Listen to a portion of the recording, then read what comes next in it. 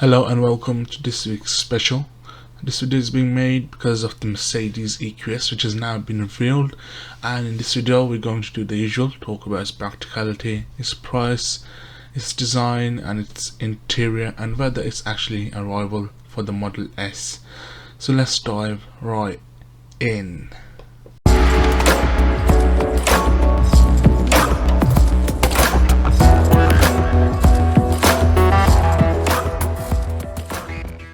So let's start by talking about the way the EQS looks. Well, it looks totally different from any other Mercedes saloon on sale.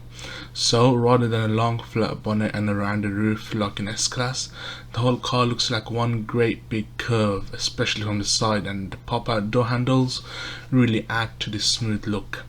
At the front, the EQS doesn't have a huge chrome grille like most Mercedes saloons. Instead, it gets a blanked off trim piece just like the EQC and EQA electric cars, and the full width daytime running lights look just like the one on those cars too, and the intakes in the front bumper are pretty similar to the ones on an S-Class.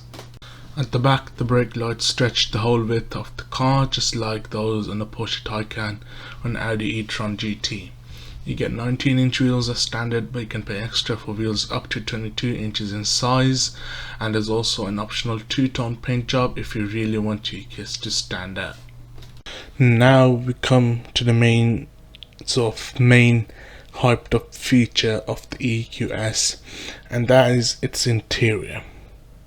Wait, you're gonna think that is not the interior I've seen in the picture and the news surrounding this car's release. Well, that is because this interior is the one you get as standard on this car.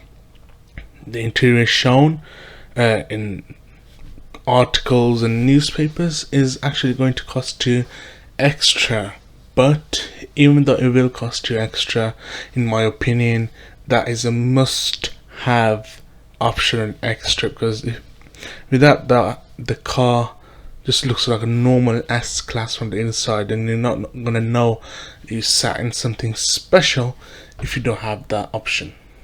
Now, talking about the infotainment system in detail, Mercedes calls it the hype screen. Now, this sounds like something out of a Star Wars movie, but it's actually a huge piece of glass with 3 built-in screens. The driver gets a 12-inch screen. There's a huge 18-inch touchscreen in the middle, and the front seat passenger also gets a 12-inch display.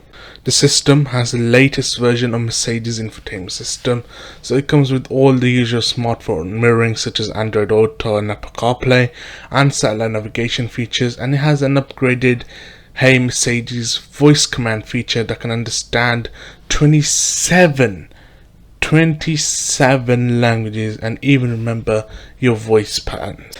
Another cool feature is the new face recognition system that tells you who's driving and loads the personal settings automatically.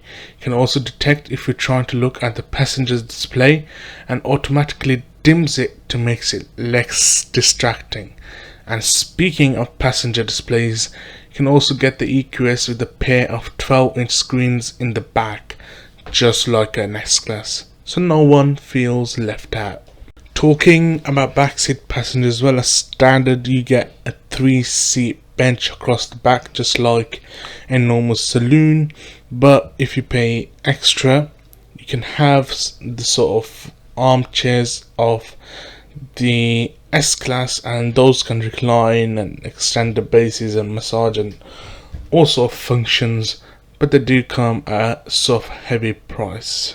Moving on to the Mercedes EQS's motors and performance, and the entry-level car is called the Mercedes EQS 450 Plus. This comes with a 1 motor at the back that drives the rear wheels. It makes 333 horsepower and does 0 to 62 in 6.2 seconds, so it's fairly quick. There's also a quicker model called the EQS 580 4MATIC.